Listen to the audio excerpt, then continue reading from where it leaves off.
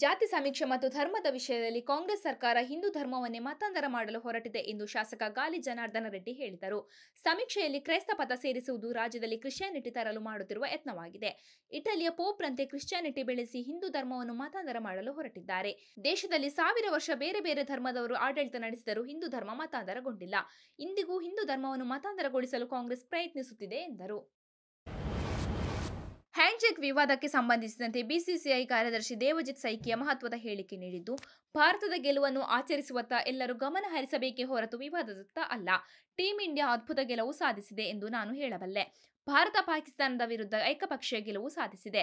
ನಾವು ಅದನ್ನು ಆನಂದಿಸಬೇಕು. ಅದನ್ನು ಬಿಟ್ಟು ಯಾವುದೇ ದೇಶ ಸೃಷ್ಟಿಸಿದ ಗದ್ದಲಕ್ಕೆ ನಾವು ಗಮನ ಕೊಡಬಾರದು. ಆದ್ದರಿಂದ ನಾವು ತಲೆಕೆಡಿಸಿಕೊಳ್ಳಬಾರದು. ನಮ್ಮ ಆಟಗಾರರ ಉತ್ತಮ ಪ್ರದರ್ಶನಕ್ಕಾಗಿ ನಾವು ಅವರನ್ನು ಪ್ರಶಂಸಿಸಬೇಕು, ಹೆಮ್ಮೆ ಪಡಬೇಕು ಎಂದು ಬಿಸಿಸಿಐ ಪಾಕ್ಗೆ ತಿರುಗೇಟು ನೀಡಿದೆ. ಶಾಸಕ ಬಸನಗೌಡ ಪಾಟೀಲ್ ಯತ್ನಾಳ್ ಅವರು ಒಂದಿಲ್ಲೊಂದು ವಿವಾದಗಳಿಂದ ಸದಾ ಸುದ್ದಿಯಲ್ಲಿ ಇರ್ತಾರೆ. ಸದ್ಯ ಯತ್ನಾಳ್ ವಿರುದ್ಧ 72ನೇ ಎಫ್ಐಆರ್ ದಾಖಲಾಗಿದ್ದು, ದಲಿತ ಮಹಿಳೆಗೆ ಅವಮಾನ ಆರೋಪ ಎದುರಿಸುತ್ತಿದ್ದಾರೆ. ದಲಿತ ಮಹಿಳೆಯರ ಬಗ್ಗೆ ಅವಹೇಳನಕಾರಿ ಮಾತನಾಡಿದ್ದಾರೆಂದು ಕೊಪ್ಪಳ ನಗರದ ದಲಿತ ಸಂಘಟನೆಯ ಯುವ ಮುಖಂಡ ಮಲ್ಲಿಕಾರ್ಜುನ ಪೂಜಾರ ದೂರು ದಾಖಲಿಸಿದ್ದಾರೆ. ಯತ್ನಾಳ್ ವಿರುದ್ಧ ಕಾನೂನು ಕ್ರಮಕ್ಕೆ ಆಗ್ರಹಿಸಿದ್ದು, ಕೊಪ್ಪಳ ನಗರ ಠಾಣೆಯಲ್ಲಿ ಜಾತಿ ನಿಂದನೆ ಪ್ರಕರಣ ದಾಖಲಾಗಿದೆ.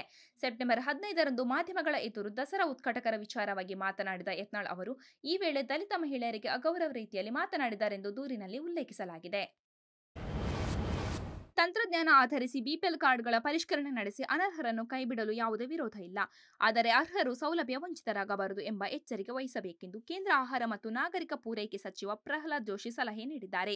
ಯಾರಿಗೆ ಉಚಿತ ಆಹಾರ ಧಾನ್ಯ ನೀಡಬೇಕೆಂದು ರಾಜ್ಯ ಸರ್ಕಾರ ನಿರ್ಧರಿಸಬೇಕಿದೆ. 7 ಎಕರೆಗಿಂತಲೂ ಹೆಚ್ಚಿನ ಭೂಮಿ ಹೊಂದಿರುವವರಿಗೆ ಬಿಪಿಎಲ್ ಸೌಲಭ್ಯ ನೀಡಬೇಕೇ ಅಥವಾ ಬೇಡವೇ?